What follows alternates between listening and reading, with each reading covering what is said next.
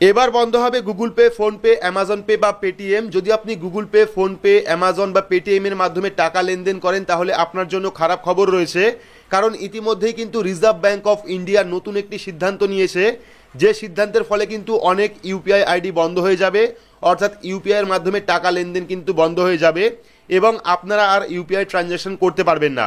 তো ভিডিওটি আপনাদের জন্য খুবই গুরুত্বপূর্ণ। আমরা ভিডিওর মাধ্যমে দেখে নেব নতুন কি নিয়ম আনা হয়েছে রিজার্ভ ব্যাঙ্কের পক্ষ থেকে। তাই ভিডিওটি শুরু থেকে শেষ পর্যন্ত অবশ্যই দেখবেন।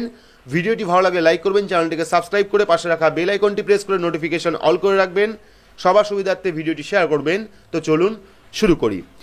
তো এখানে আপনারা একটি আর্টিকেল দেখতে পাচ্ছেন যেখানে বলা হয়েছে 1 বছর লেনদেন বন্ধ, বড় পদক্ষেপ করতে চলেছে ইউপিআই। তো ডিটেলস দেখে নেব রিজার্ভ ব্যাঙ্ক অফ ইন্ডিয়া বা ইউপিআই কি সিদ্ধান্ত নিয়েছে, এর ফলে কাদের কাদের সমস্যা হবে।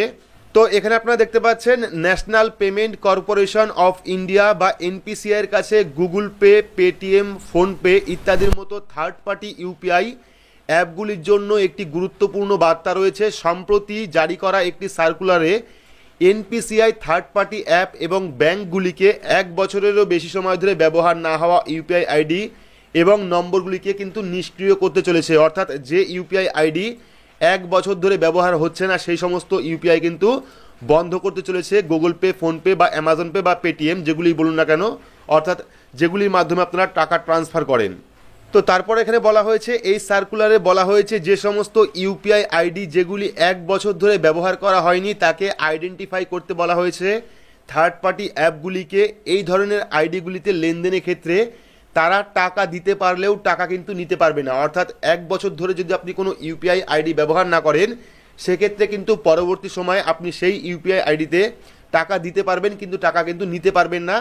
এটি পুনরায় সক্রিয় করতে হলে ফের আপনাকে নিবন্ধন করতে হবে, অর্থাৎ কেওয়াইসির মাধ্যমে কিন্তু আপনাকে আবারও সেটা সক্রিয় করতে হবে। তো এনপিসিআই অর্থাৎ ভারতের ন্যাশনাল পেমেন্ট কর্পোরেশন ভারতের একটি অলাভজনক সংস্থা।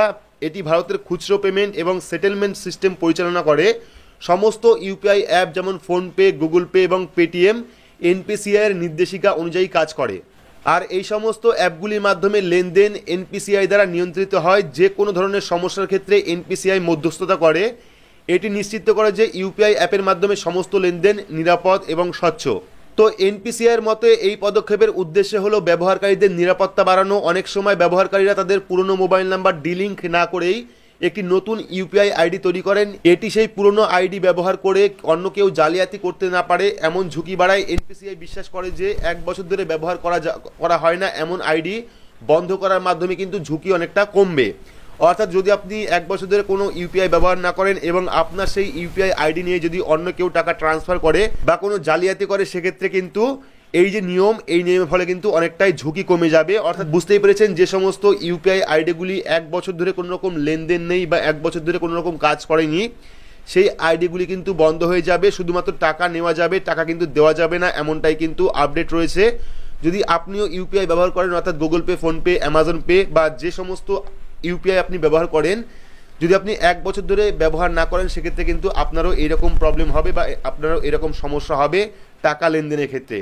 তো এই ছিল গুরুত্বপূর্ণ একটি আপডেটটি আপনাদের কেমন লাগলো অবশ্যই কমেন্ট বক্সে কমেন্ট করে জানাবেন। ভিডিওটি ভালো লাগলে লাইক করবেন, চ্যানেলটিকে সাবস্ক্রাইব করে পাশে রাখা বেল আইকনটি প্রেস করে নোটিফিকেশন অল করে রাখবেন, সবার সুবিধার্থে ভিডিওটি শেয়ার করবেন। তো আজকের মতো এইটুকুই, ধন্যবাদ।